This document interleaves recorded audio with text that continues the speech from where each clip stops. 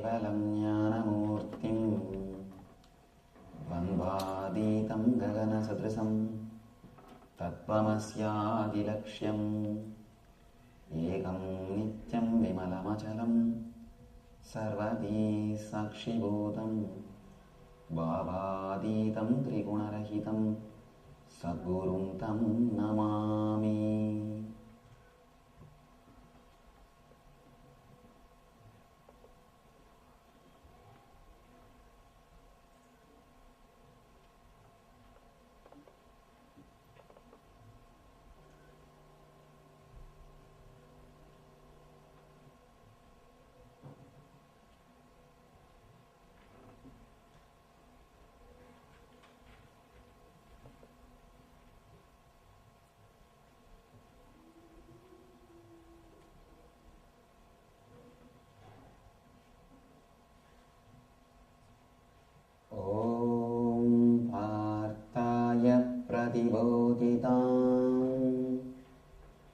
भगवतां नारायणेन स्वयं व्यासेन ग्रथितां पुराणमुनिनां मध्ये महाभारतम् अद्वैतामृतवर्षिणीं भगवतीम् अष्टादशाध्यायिनीम् अम्ब त्वामनुसन्ततामि भगवद्गीते भवद्वेषिणी.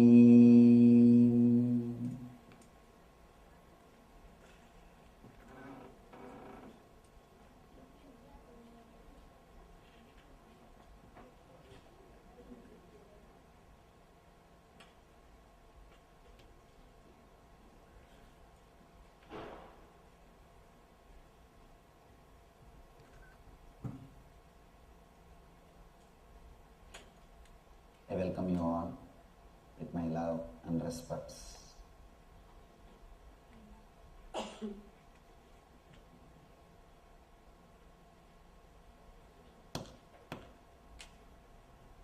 There are millions of spiritual scriptures, books in the planet Earth. From the time immemorial, human beings are creating spiritual scriptures. Continuously, human beings are creating spiritual books.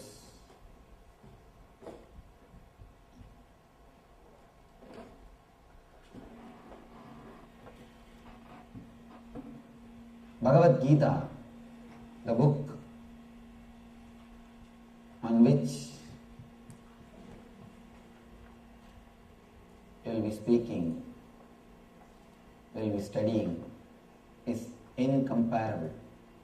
You can't compare this book with any other book. Not just because we are speaking on this book, but I can say one thing for sure. There is no other book which has penetrated human consciousness so deeply. There is no other book which has made so many enlightened beings on the planet Earth like Bhagavad Gita. There is no other book which is a complete encyclopedia of spirituality. I can say the Bhagavad Gita is unabridged dictionary and encyclopedia of spirituality. All the spiritual scriptures can be classified in three ways. One is Shastras, means the books which gives you the clarity about the aim or the goal of the human life.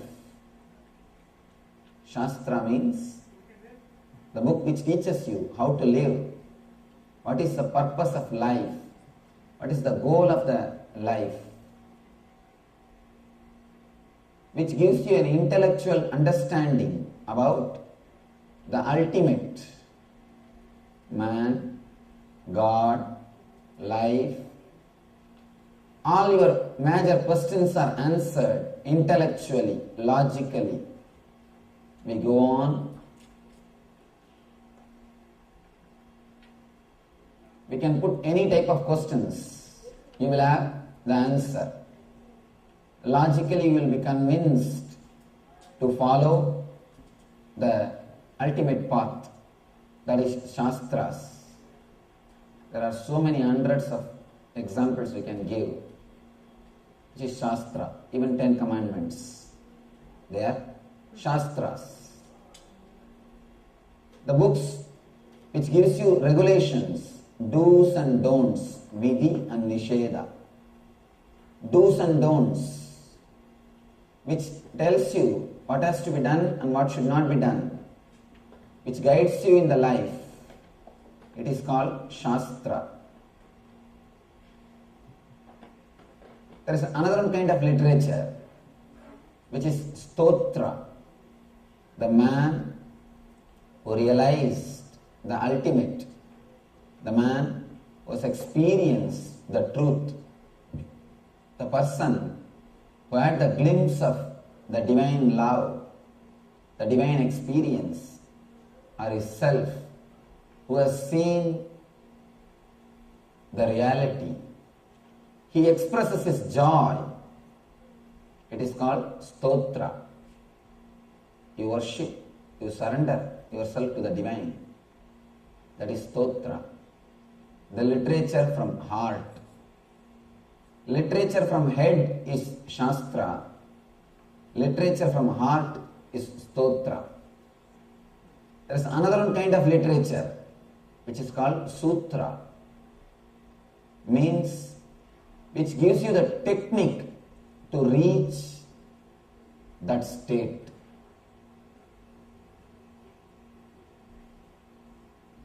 Shastras gives you intellectual understanding. Stotras give you emotional feeling. Sutras give you being level experience. Shastras are like signboards. You need them. Shastras are like signboards, intellectual scriptures, which explains about the basic things of life.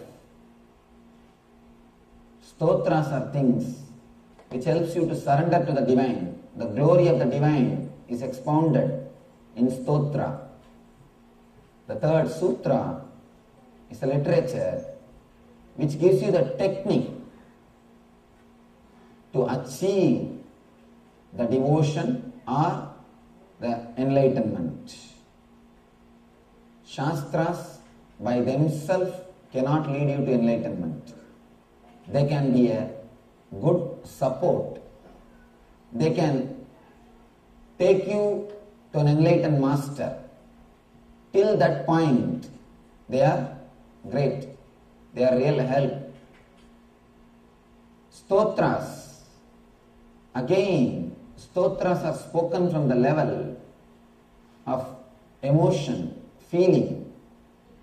Stotras should be an expression of your feeling. When you have the deep feeling, you just express it. It flows through your being. Your whole being is flowing. That is Stotra. The third thing, Sutra.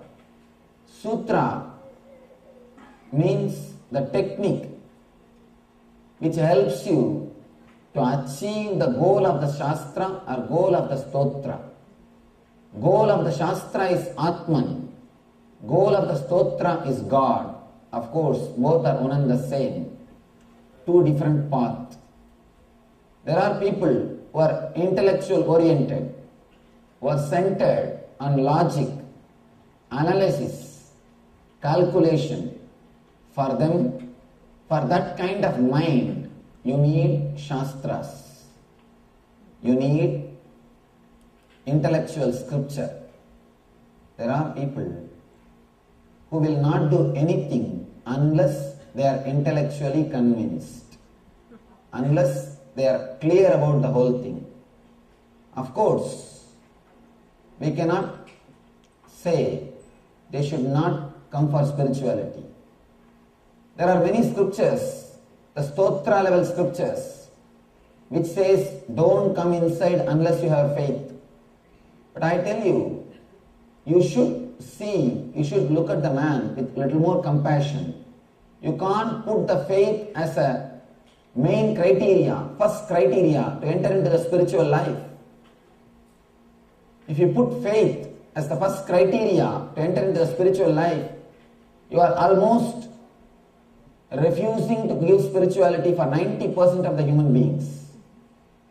It is not very easy to believe anything immediately. You cannot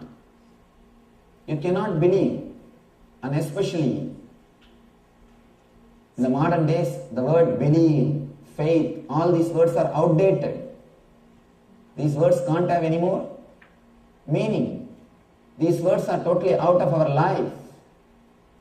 You can't say only a person who believes, who has got faith, he can come to spirituality. Spirituality should be given for every being.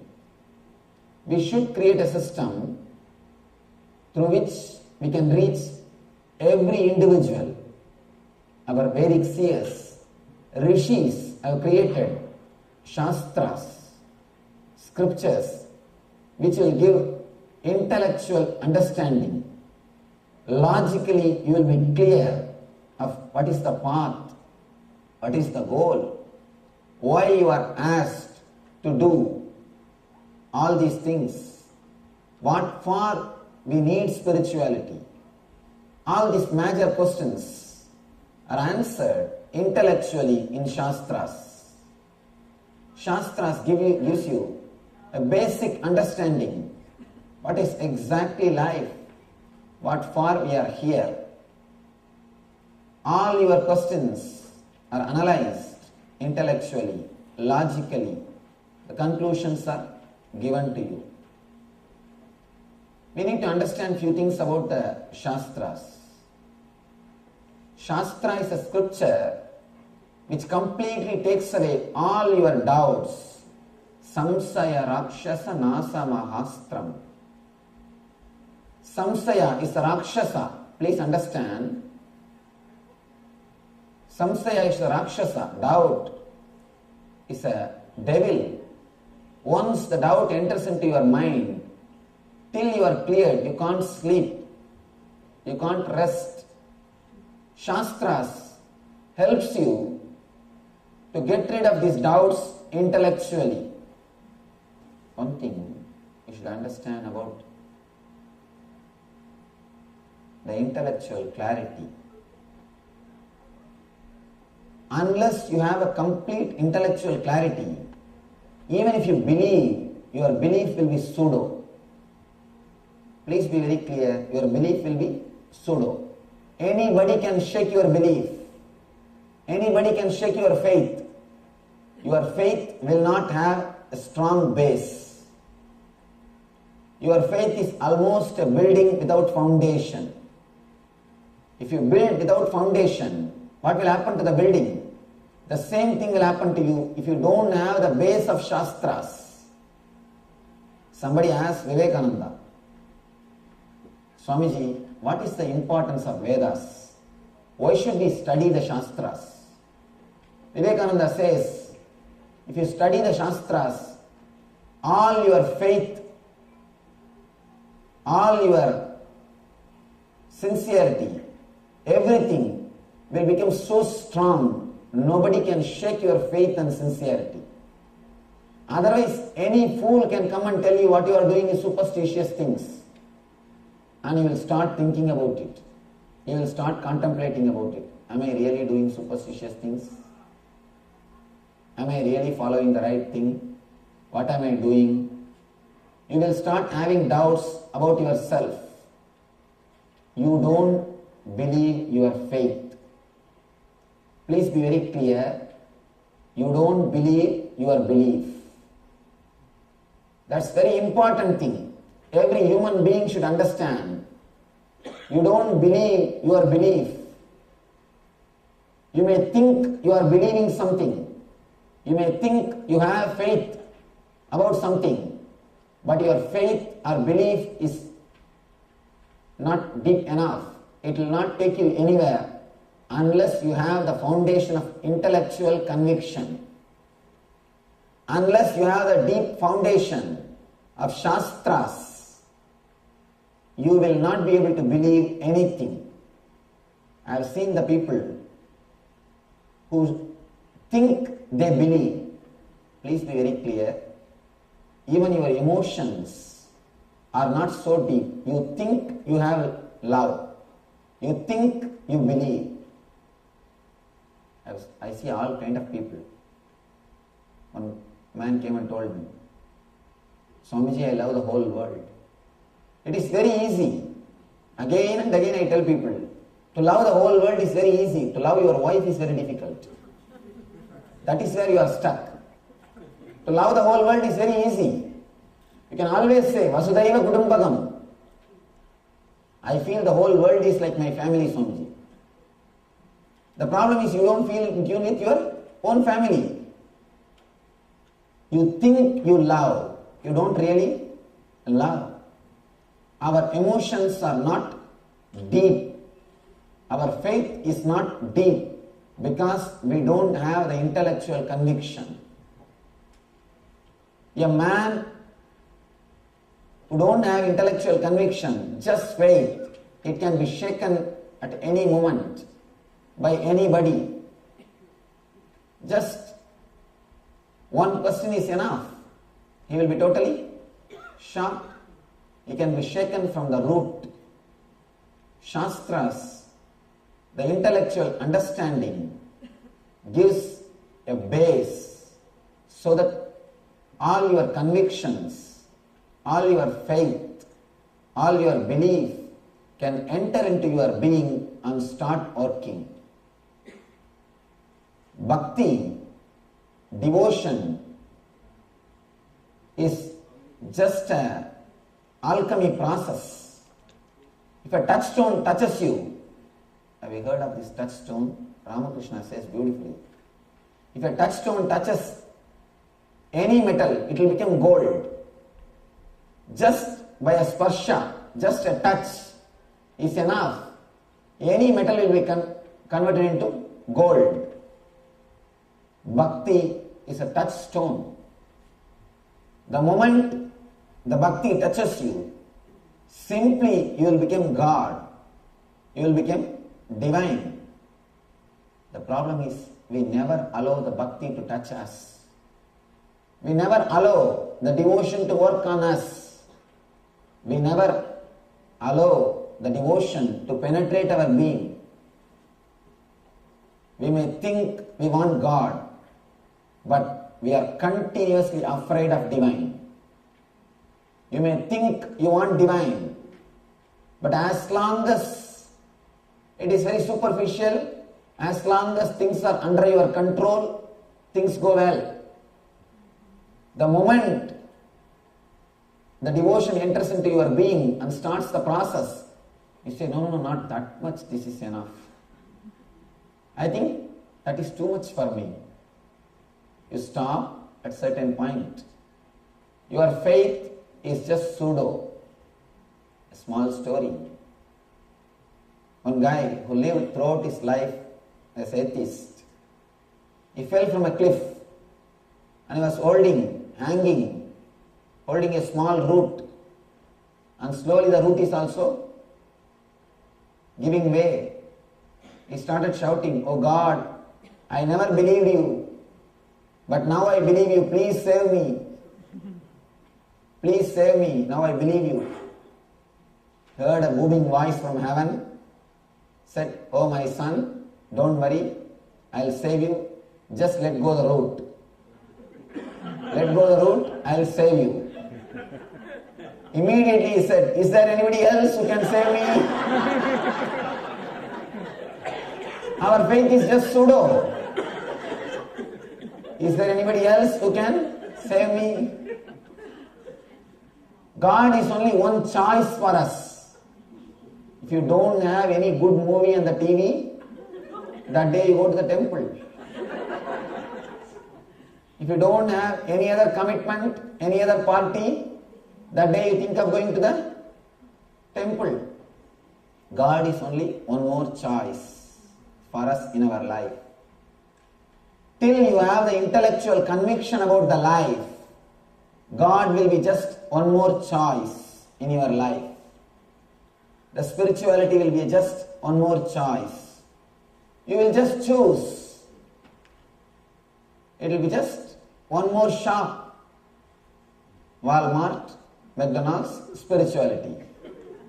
You will decide which shop should I enter. It will be just one more shop, nothing more than that. The basic need for the life is intellectual conviction. One guy was praying to Venkateshwara, "Oh Prabhu, give me $1 million. If you give $1 million, I'll put $200,000 in your hundi. If you don't believe me, deduct the 200,000 by yourself.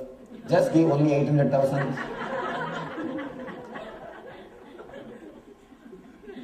Our faith is only this much. Our spirituality is just game. As long as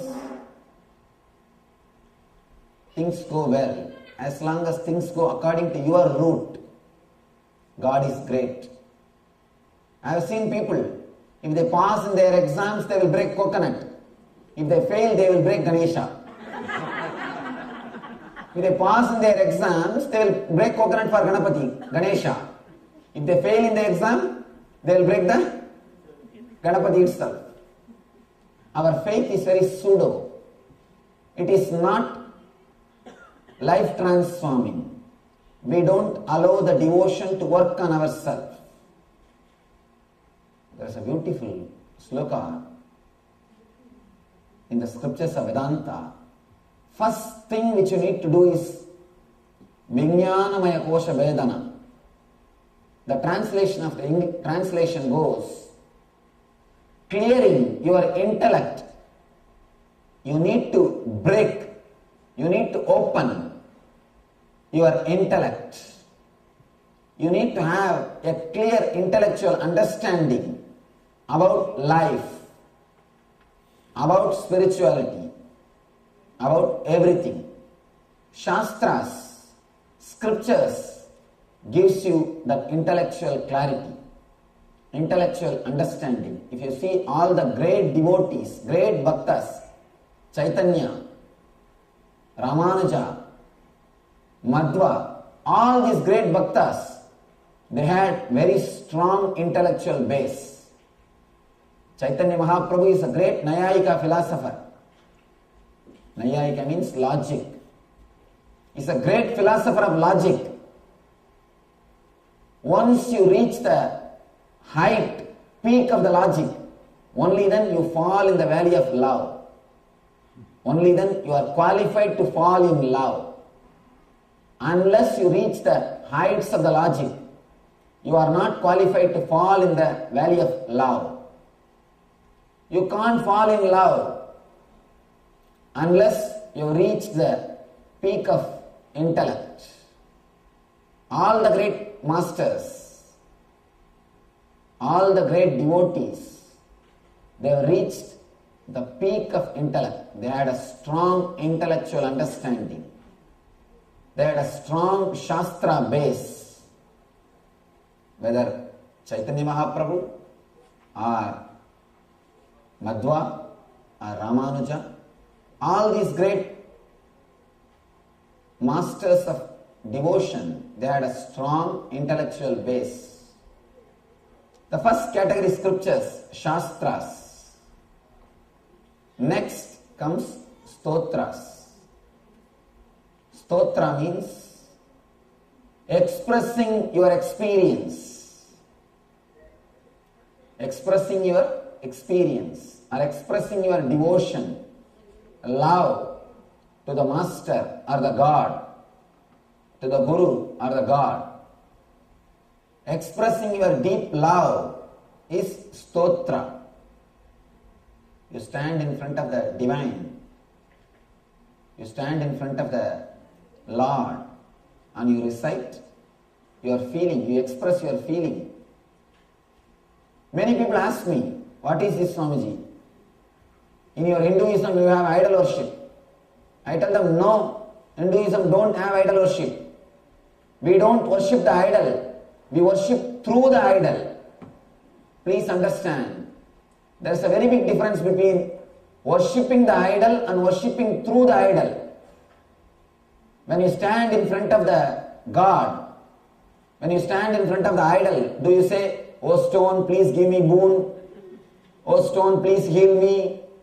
Oh stone, please save me? No. You say, oh God, please save me. Oh Lord, please save me. Oh Prabhu, please save me.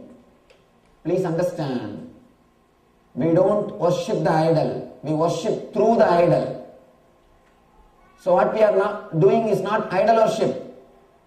Hinduism don't have idol worship. We worship through the idol. In Vaishnavism, there is a beautiful word, Archavatara. Means the idol which is worshipped in the temple is called incarnation of God. Archavatara, incarnation of God. It is not just a stone. Incarnation means the divine descending on the planet Earth. Just like how we have all the incarnations. Here there are all these 10 incarnations, Dasavataras. Matsyavatara, Kurmavatara, Narasimhavatara, Vamana. All these avatars are there. Just like in incarnations, just like all these avatars. The stone or the idol which we worship in the temple is called Archavatara. We relate to the divine through the Vigraha, through the Murti. When you stand and pour yourself, it is called Stotra. All the songs of Alvars, Nayanmars, Meera, Chaitanya, all these songs written by the great devotees, these are called stotras. And people always come and ask me, Swamiji, sometime I don't feel like chanting these stotras. Should I do it mechanically if I feel, even if I don't feel like doing it, should I do it? I tell them, do it. 1 or 2 days you may feel little mechanical. But I tell you, the moment you start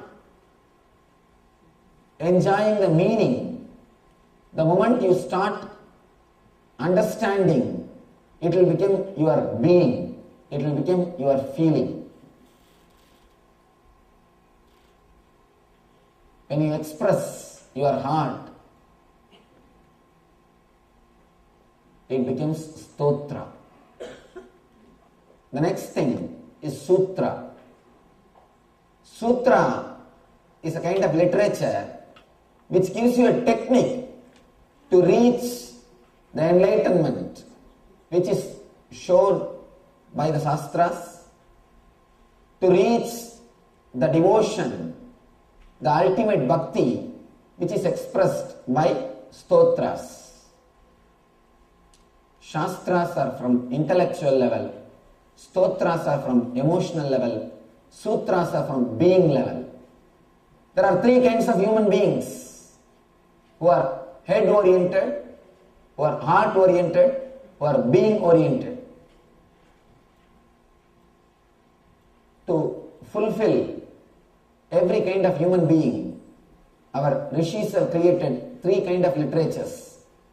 Enlightened people have created 3 kinds of literatures: Shastra, Stotra and Sutra. Here is a book which is all 3 put together and something more. Bhagavad Gita is the only book, I can say one and only book, which is Stotra, Shastra and Sutra. It is Shastra. It gives you a clear intellectual understanding about the life, about the Atman, what is to be done, what should not be done. Vidhi and Nisheda, do's and don'ts are clearly explained. I have not seen any other book explaining so deeply. Please be very clear. Just explaining do's and don'ts will not do. Giving the intellectual reason why it should be done and why it should not be done is necessary. There are many books which says how many times you can marry or whether you should marry at all. There are so many literatures to explain, but there are very few books which gives the reason why you should do or why you should not do. Gita is the only book which gives you a strong intellectual base, intellectual clarity. In Vedic literature, there are 3 books which is considered as an authority. No other religion has got so much of books like Hinduism, like Vedanta. We can be sure of that one thing. No other religion has got so much of literatures. Among that literatures, our masters have chosen 3 books. It is called Prasthanatraya. The authority in the spirituality, these 3 books. One is Brahma Sutra, another one is Upanishads, the third one is Bhagavad Gita. Brahma Sutra is written by Veda Vyasa, an enlightened master. Upanishads, again written by rishis, enlightened masters. But Gita is directly from the God, incarnation, Purnavatara. Even among the incarnations, Krishna is considered as a Purnavatara, complete, full incarnation. Why? Why Krishna is considered as the Purnavatara? Why not other incarnations? Why only Krishna is considered as Purnavatara? We should first understand why incarnations come to the planet Earth. Why incarnations happen on the planet Earth? Ramakrishna says beautifully. There was a big, beautiful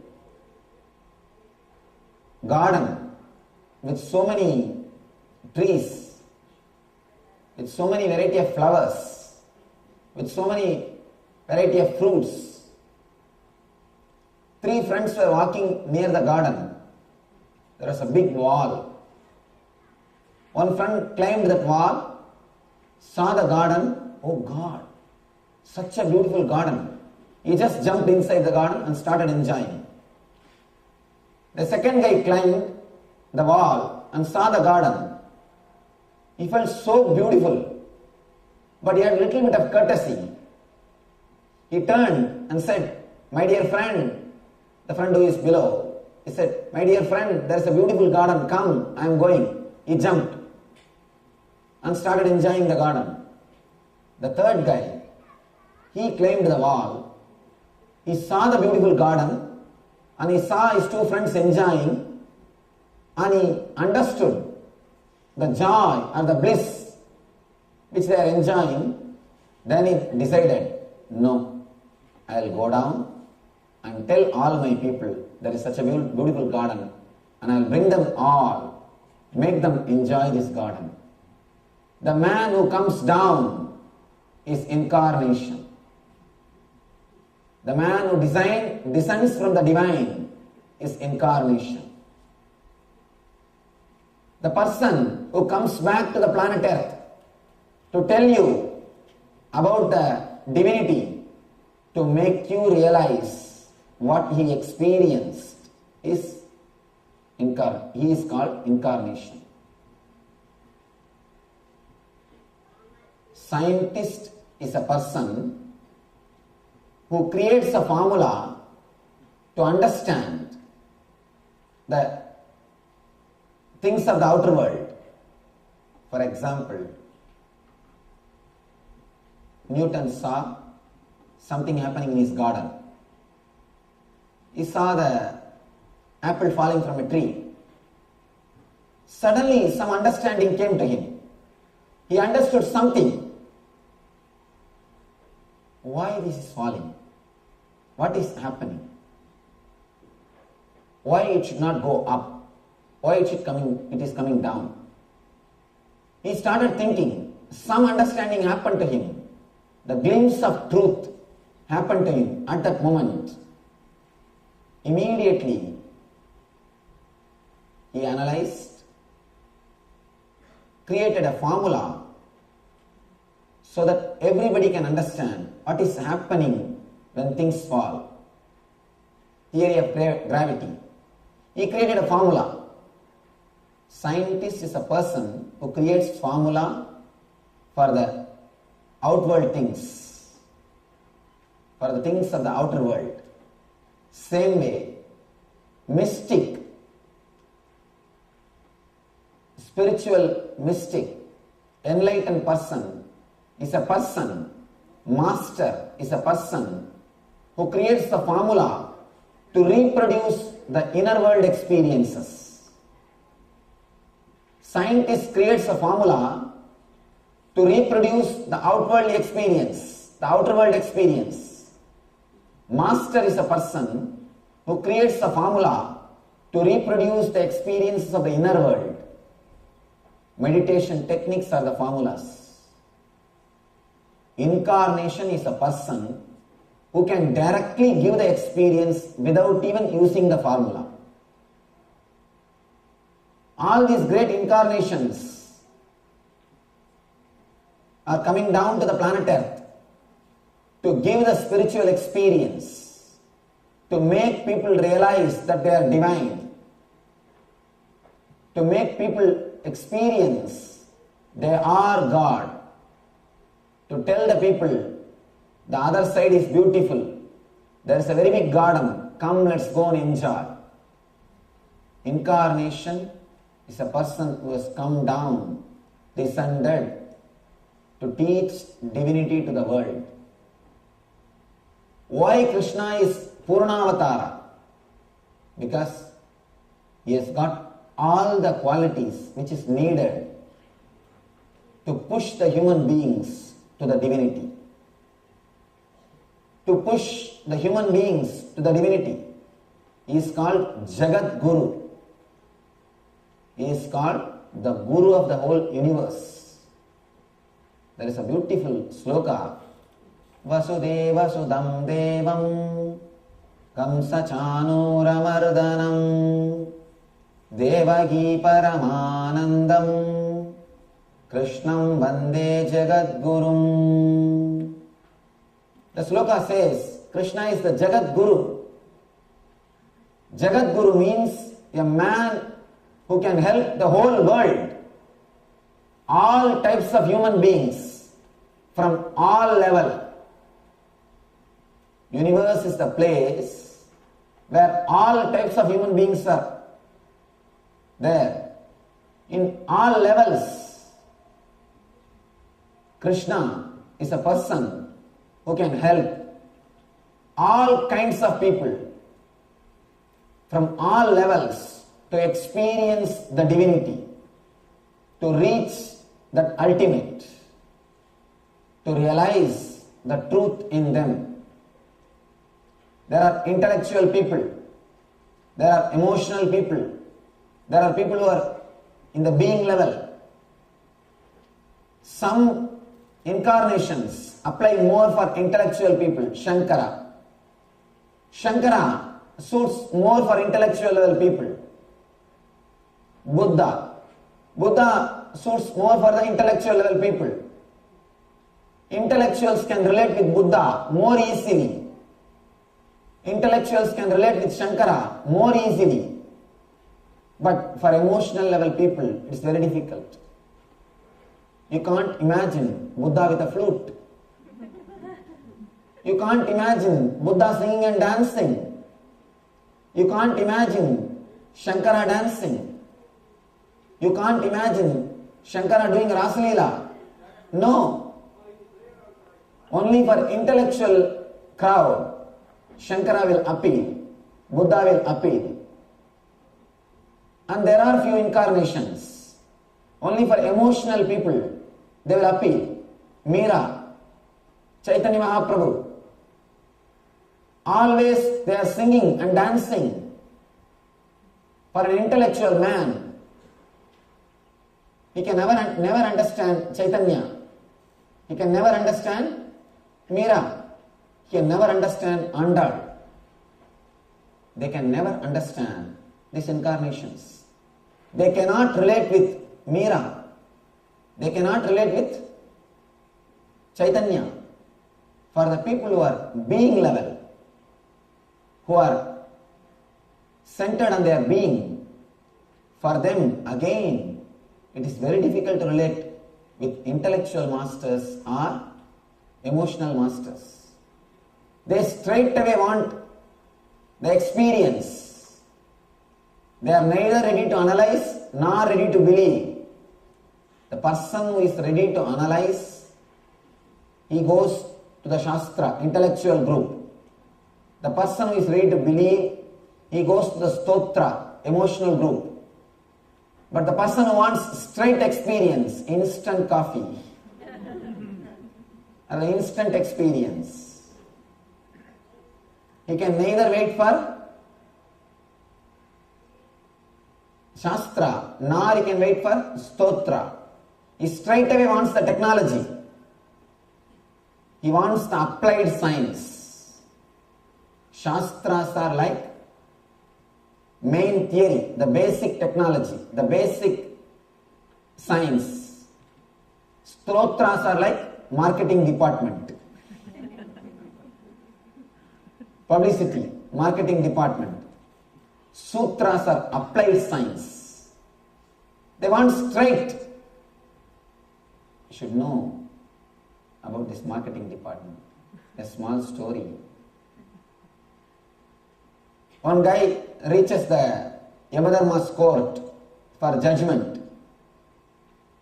Yama says, Yama is Lord of Death. He says, you have done some sins, some merit. You can be allowed to be in heaven and in hell. You have choice. You can see both the places and choose which one you want first. He said, all right, I will first go to both the places, then decide. He went to the hell. He saw people are so beautiful, singing and dancing. It has become completely high-tech, completely. Computers are available, internet is available, you can get the news every day. Everything is so new, air-conditioned. And people are serving you everything. He said, what is this? What happened to hell? People in the hell said, all the technology people are coming here. All the techies are here. So we changed the whole setup. Now, we have updated the whole thing. No more old time. Now everything is new. And he said, all right, let me go and see the heaven also. There is a chance some techies would have gone there also. There is some possibility. He went to the heaven. Heaven he saw same old saints with long beard, sitting on that cloud and singing Alleluia, Alleluia, Alleluia. Nothing else, nothing new. Same heaven. Nothing much happening. He went to the Yama and said, I think I will go to hell. Yama said, please be very clear. Are you sure? He said, yes, I am sure. I will go to hell. He decided. He was sent to the hell. Suddenly one door opened and he fell. He saw the traditional hell. People are being tortured. so many devils. The regular traditional hell. He was shocked. He started saying, what is happening? What is this? When I came half an hour ago, the hell was different, and now suddenly the whole thing has changed. They said, no, that is our marketing department. What we saw is our marketing department. Be very clear, sometime you are caught in the marketing department. Don't be caught in the marketing department. And when you go through the marketing department, please be very clear what is truth and what is exaggerated. You need to analyze. Of course, when I say I mean when you go through the stotras, you need to understand. Please be very clear. When you go through the Puranas, you need to understand what is the spirit of the Puranas. You need to understand the spirit. There is a big difference between fact and truth. Puranas are truth. They are showing you, they are leading you to the truth. So, when you understand the stotras, you should understand the spirit of the stotras. The next level people who neither wants Shastra nor they want Stotra. They straight away want the applied science, technology. For them, Shiva, who created Vijnana Vairava Tantra, all these great meditation techniques, for that type of people who are being oriented, for them, the meditation techniques will suit. For them, the Zen masters, they will be able to relate with the Zen masters. For intellectual crowd, one kind of incarnations. For emotional crowd, different kind of masters. For being level people, different kind of masters. But here is a Krishna. All three level people can relate with Krishna. If you are intellectual, he gives you the Gita. Gita Krishna. If you are emotional, here is Radha Krishna. He can sing and dance. He can play. He can be naughty. He can fulfill your emotional being. He can give you the ultimate emotional fulfillment. Next, being level. If you want the straight technology of enlightenment, again he offers the truth, Dhyana Yoga in the Gita. His complete fulfillment, his very life is a sutra. Please understand, the very life of the Krishna is sutra. Sutra means the technique which leads you to enlightenment. The body language of the enlightened person is sutra. Krishna is the person whose body language straight away leads you to enlightenment. Understand? Rama will lead you to dharma. If you follow whatever Rama did, you will have dharma. But with Krishna, you will have straight away moksha. With Krishna's being, when you experience the being of the Krishna, when you understand the Krishna, his very being is technique. His very life is technique. That is why there is a word in Bhagavata, Leela Dhyana. Just remembering the Leelas of the Krishna is Dhyana. Please understand, no other incarnation is given this word Leela Dhyana. No other incarnation is praised. Just remembering their acts is Leela. But masters describe remembering the acts of the Krishna itself is Leela. All these great rishis, once they go to Vrindavan to see what is happening, why these fellows are so happy, and just always singing and dancing. And we rishis are sitting with the closed eyes, with a long face and trying to meditate so much. Nothing is happening. Except the beard growing, nothing else is growing. We are sitting for a long time. But these gopikas, singing and dancing, always happy. What is happening? They just wanted to see. They must have been disturbed by the singing and dancing sound of gopikas.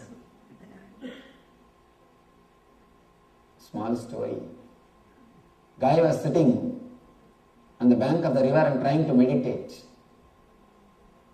He heard the anklet sound, opened the eyes and saw a young lady walking, young women walking to fetch water from the river. He said, what is this? What is this? What kind of disturbance? He closed his eyes, again started meditating. Next day, same time, again he heard the sound. Unconsciously opened the eyes and saw, what kind of disturbance? He closed the eyes and started meditating. Third day, same time, he is waiting for the anklet sound. These rishis must have been disturbed by the singing and dancing sound of gopikas around the Krishna. They wanted to know what is going on in Vrindavan. They came down. They went to the Vrindavan just to see the gopikas. Not only gopikas have not received them properly, they did not even care to go and sit and listen what they are speaking. They are happy, completely in fulfillment, completely fulfilled, total contentment, remembering Krishna, and in the reminiscences, memoirs of the Krishna, reminiscences in Krishna. These rishis have asked, what is this? We are rishis, we have come all the way to see you, you guys are not even receiving us. One gopi came out and asked, Rishi means what? We meditate on God. We meditate on His feet in our heart. Meditating on His feet. Come, we will show you, we are playing with Him. Meditating on Him. Why unnecessarily? Come, we will show you, we are playing with Him. They say, you are trying to remember Him. We are trying to forget Him. He is so much inside our being. We are not able to forget Him. We are not able to do any of our work. He is completely filling our inner space. We are not able to do anything else. Many people come and ask me, Swamiji, should we remember you? Should we take you as our master? I tell them, never do that mistake. If I am going to help you, if I am your master, you will not be able to forget me. If you have to remember me with effort, be very clear, I am not your master. Forget, carry on your work. Carry your life. If you have to remember something consciously, with effort, it is ugly. It is ugly. When you can't forget, only then the devotion happens to you. Gopikas, they say, we are not able to forget. We are not able to forget. Emotional people also can relate with Krishna. They can sing, dance, play with Him. And the being level people who are continuously aspiring, seeking straight technique, straight experience. Again, for them also Krishna appeals, because just by will He can show, He can give enlightenment experience to Arjuna by showing the cosmic form, Viswarupa Darshana, showing He is in everybody. Everybody is in him.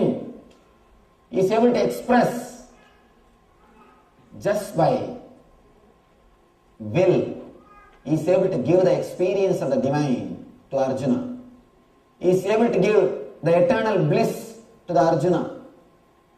Whether you are intellectual oriented or emotional oriented or being level oriented, you can see your fulfillment in Krishna. Krishna can give you the fulfillment. When intellect ripes, it becomes intelligence. When emotion ripes, it becomes devotion. When your being ripes, you become enlightened. All these three, enlightenment, devotion and intelligence, all these three expresses at its peak level in Krishna. Krishna is the person who can fulfill every being. That is why he is called Jagat Guru. He is called Jagat Guru, Guru of the whole universe. One person came to me, one Swami in India. He told me, I am the Jagat Guru. I said, Jagat Guru? Hey, what is this? It's like having a small hotel in the roadside and naming it as Hotel Sheraton. I asked him, Jagat Guru, what do you mean by that word? Do you know the qualifications of Jagat Guru? He said, no, I have one disciple, his name is Jagat. I am Guru of him, so I call myself Jagat Guru. I have one disciple, his name is Jagat. So understand, the word Jagat Guru means not just the Guru of one person who is Jagat. You are supposed to be the person who leads the whole universe into the divine consciousness. Krishna is the only person who is Jagat Guru. Person who is intellectual oriented, for him the Upanishads will appeal, Shastras will appeal, Brahma Sutra will appeal. The person who is emotional oriented, for him the Stotras will appeal. The songs of Chaitanya, Meera, Tulsi, songs of Tulsidasa, all these things will appeal. For a person who is being level oriented, for him, Vijnana Vairava Tantra or Patanjali Yoga Sutra, which gives you the applied science, technology, that will appeal. But Krishna will appeal for every being. He is for intellectual people, emotional people, being level people, and something more. He has created keys to open all the locks. He has created methods which can give the spiritual experience for the whole humanity. People who have come, who are here and who are yet to come. Gita is the ultimate scripture which is Shastra and Stotra and Sutra. When it says Nainan Chindandi Sastrani Nainan Dagati Pavakaha, when it says the basic ideas, when it explains the basic concepts about the Atman, about the life, it is Shastra. When it says Namo Purastat Prushtadaste Namostude Sarvadayeva Sarva, Arjuna is doing the stotra. Arjuna is praising the Lord. He is expressing his devotion. O Lord, I bow down to you from all the sides. You are the ultimate. This book is stotra. When you read all these lines, you experience this book as a stotra. There is another one beautiful sloka. Ananda viryam idamikravat. Ananda viryam ida vikramasvam. Sarvam samapnoshi tadosi sarva. These slokas prove Gita is stotra. Then there is another one sloka from Dhyana Yoga. Samam gaya sire grivam darayanna chalam stiraha samprekshana sigakram swam disaschana valogayan. This gives you the straight technique how to meditate. Through these slokas, Gita is proved as sutra. Gita is shastra, which gives you intellectual understanding, and it's a stotra, which creates emotional love for the divine, and it's a sutra, which gives you the technology of reaching the experience. And something more. What do I mean by the word and something more? Not only he explains all these things, he repeats it again and again and again so that it will be drilled in you. Somebody asked Buddha, for 40 years you are speaking, but you are speaking the same thing. All your teaching can be reduced to one book, Dhammapada. It is reduced to one book, Dhammapada. They asked him, why are you speaking the same thing? Buddha says, yes, I speak the same thing because you never hear. You never listen because you don't listen. Again and again we miss. There are 3 kinds of doctors who just gives you prescription, 1 level doctor, 3rd level. 2nd level, he gives prescription and medicine both in your hand. He gives you the medicine also, not only prescription. There's another kind of doctor, 1st level. He opens your mouth and puts the medicine. He sees that you take the medicine. Krishna is 1st kind of doctor. He sees that you experience. He is result oriented. There are 3 kinds of professors who just gives you the syllabus. 1 kind of professor, he tells this is the syllabus, read and come and give the exam. Another kind, he tries to explain every subject. He tries to make you understand. The 3rd, or I can say is the 1st grade, he sees that you produce the result. He sees that you pass. Krishna is a master. He sees that you understand. Again and again and again, he repeats the truth. He is never tired. He is not tired. He is not feeling bored. I tell you honestly, nobody else except Krishna can have such a deep passions, compassion, sympathy. 700 slokas he is repeating continuously, again and again and again. He has to repeat the same thing. I can be sure of one thing, at least I don't have that patience.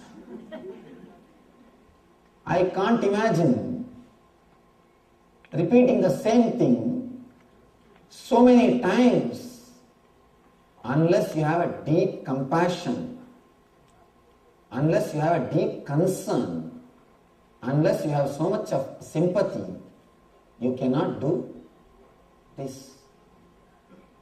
Again and again and again he repeats. And this Arjuna, I have my own doubt. Arjuna cannot be so dumb as it is described in the Gita. He cannot be, because he is after all a Kshatriya, king. He is from a king family and he lived with Krishna throughout his life. And he is a friend of Krishna. And he lived with Krishna. He cannot be so dumb. I think all these questions Arjuna raises may be for sake of us, for our sake, for us. Maybe he knows there are so many thousands of Arjunas are going to happen in the planet Earth. So he is representing humanity. He is not just asking for himself. He is representing all the questions from all the human beings. He is like an agent in marketing department. They collect all the questions from consumers, and is represented to the manager, superiors. So he has collected all the doubts from all our heads. One thing I am surprised. How did he collect the doubts which can be created only now? He is creating the doubts which can happen only in the modern day society. That is what surprises me. At least 5,000 years old. This book is at least 5,000 years old. It is, we can't even call this as a book. This is the book of books. It's a book of books. At least 5,000 years old.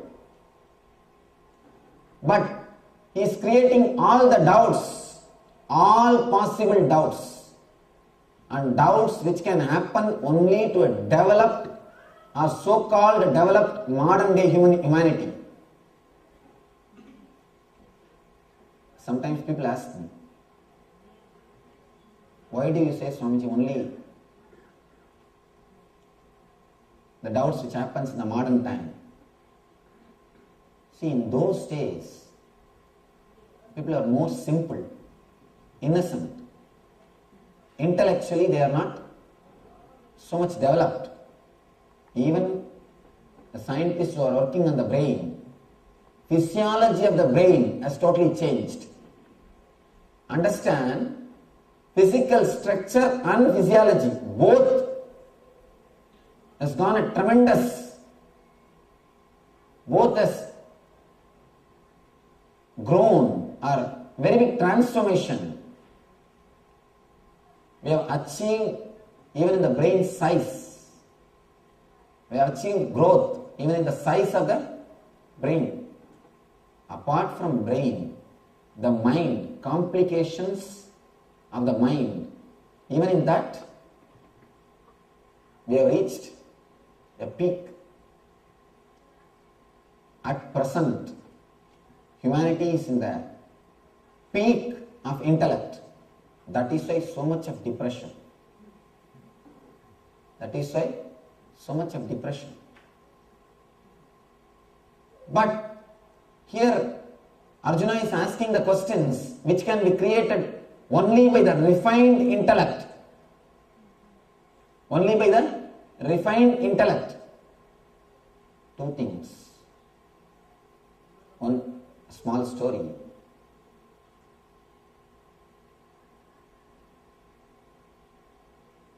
One guy goes to Socrates, young guy, asks Socrates, "Sir, should I marry?" Socrates says, "Surely you must marry." Of course, maybe you know that Socrates' married life itself is not happy. She used to beat him. She used to beat him. Now all his philosophy is till the gate, till the door of his house. The moment he enters inside the house, only her philosophy, not his philosophy will work.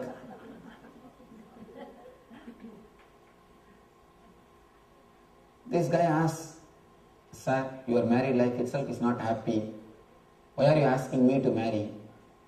Why are you advising me to marry? Socrates says beautifully, marry. If you have a good wife, nice, you will have a beautiful life. Or you can become a philosopher like me. You can at least become a philosopher like me. If you have a right wife, it's good for you. If you have like mine, it's good for the country. Both the way, it is good. Only when you are tortured, inside or outside, you become philosopher. Please be very clear. Only when you are tortured, whether from inside or from outside, you become philosopher. That is why you continuously torture others. Philosophers are the most difficult people to live with. Have you heard in any other profession people becoming mad so easily? Philosophy is the field which produced more number of mad people. Sometimes, because you can't manage them, you put garland and recognize them. You just put garland and put them in the stage. Do whatever you want, but please leave us.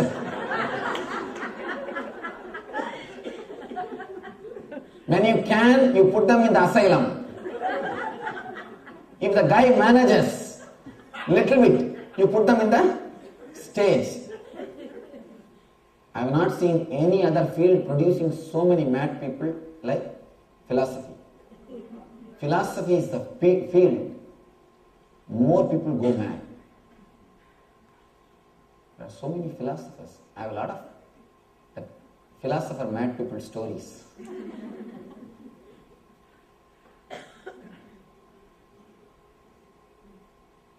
There's a one-liner.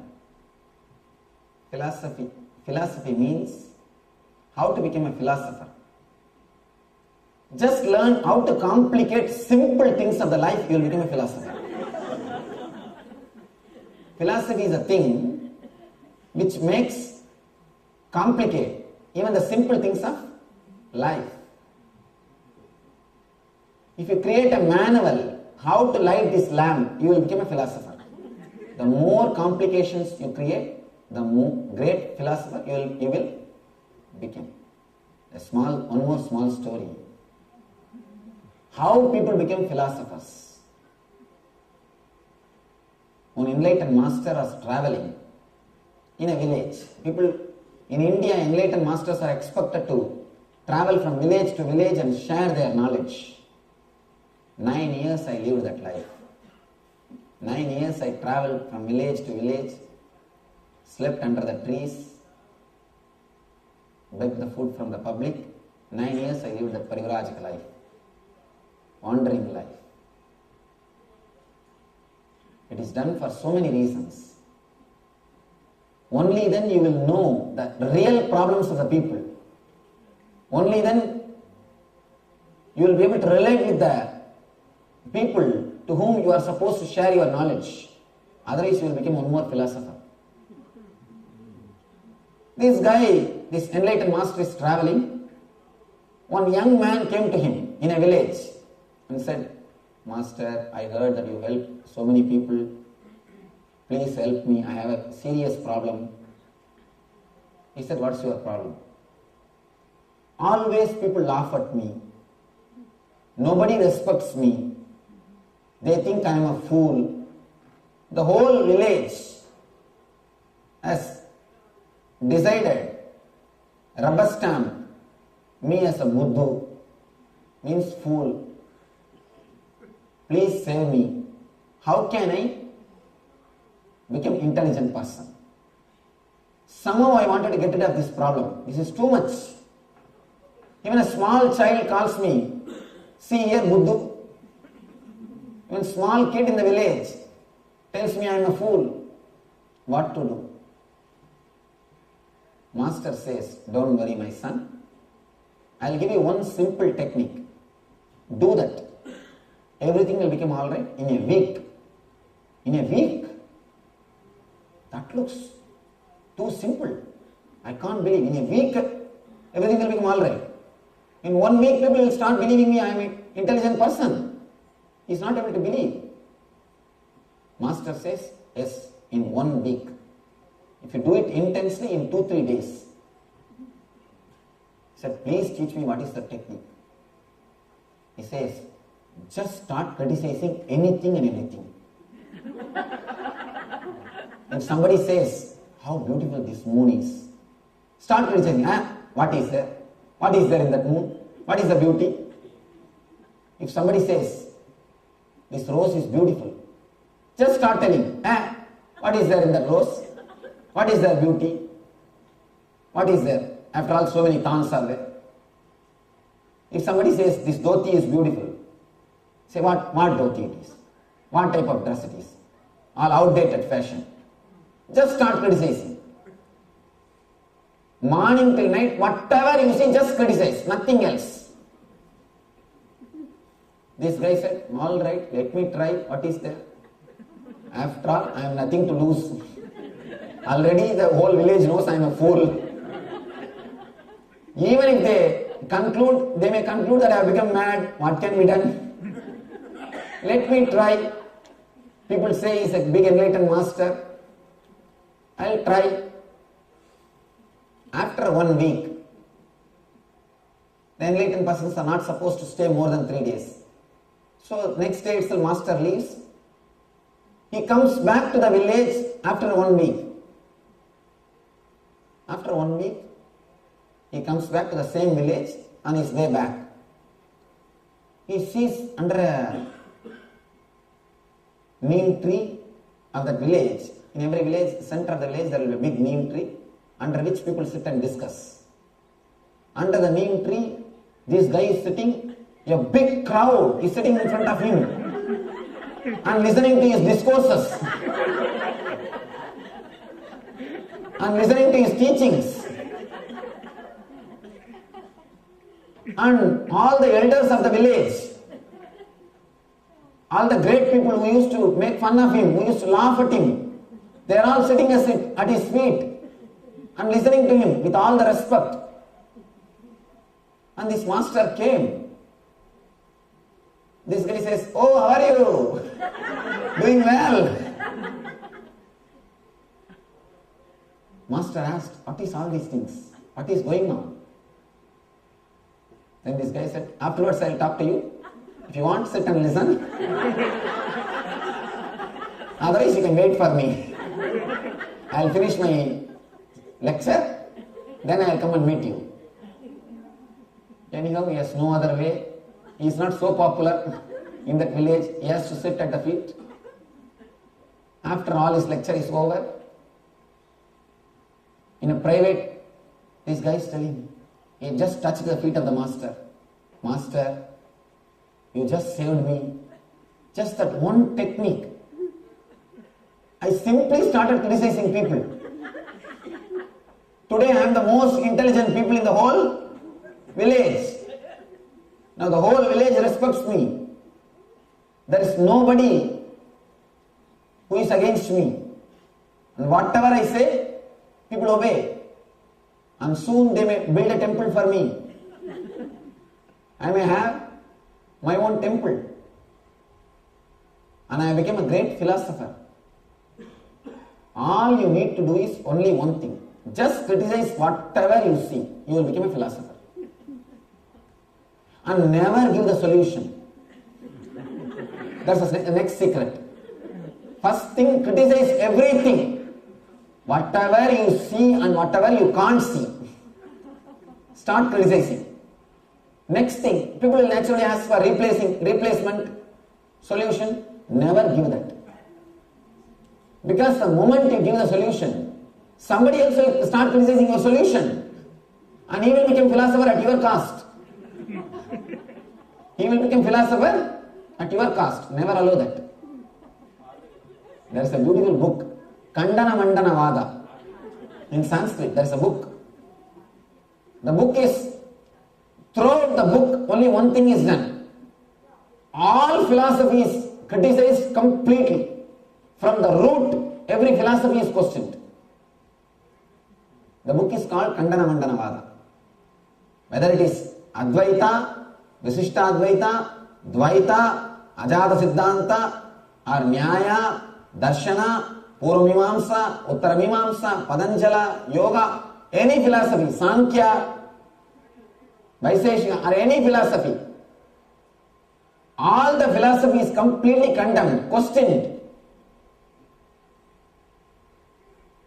totally shaken. Finally, the onlooker, he puts one question to the philosopher. Yes, sir, you have shaken all the philosophy. Tell us now, what is the solution? You have taken all the philosophy away from us. Now give us the solution. Replace something. Replace your philosophy. At least we will follow that. He says, no, I will never do that mistake. I will never do that mistake. Because somebody else will condemn my philosophy and he will become guru. I became a philosopher by condemning everything. I do not want to create a platform or possibility for somebody else to become a philosopher by condemning me. To become a philosopher, all you need to do is just two things. Condemn whatever you know and whatever you don't know. To condemn whatever you don't know is very easy. Next thing, never give solution. This is the way the philosophies are created. This is the way philosophies are created. Here, Krishna takes you beyond philosophy. His Shastras are not philosophy. Please be very clear. In the East, in the Vedic culture, Shastras are called darshanas, means philosophia, not philosophy. Darshana cannot be translated by the word philosophy. We have no equivalent word in English for darshana. Darshana means what you experienced.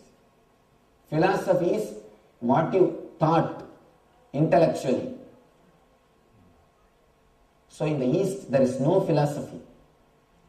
Eastern philosophies cannot be called as philosophies because they are experiences, they are expressions of experiences. Gita is not philosophy. Gita is darshana. They call it Gita darshan.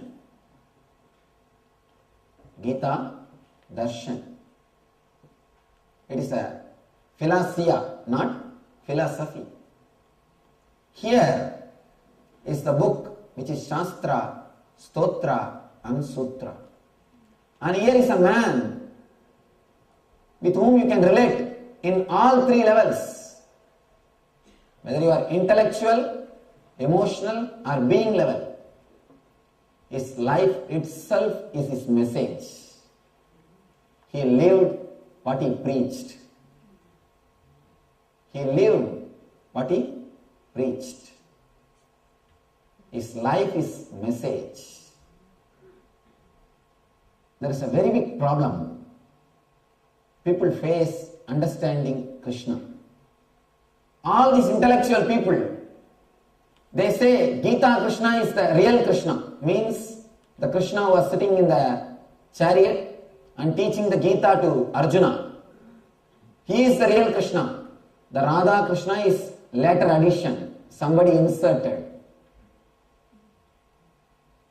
And these emotional people who can relate with Radha Krishna, means playing, Rasalila, they always say Gita is addition, later on added. He is not real Krishna. There is a big war from time immemorial going on between Gita Krishna and Radha Krishna. The devotees of Gita Krishna and devotees of Radha Krishna, they continuously fight. All these Gita Krishna people, they say Rasalila is added by Chaitanya. The Vrindavan part is added by Chaitanya. All these Radha Krishna people, they say Gita is added by Shankara.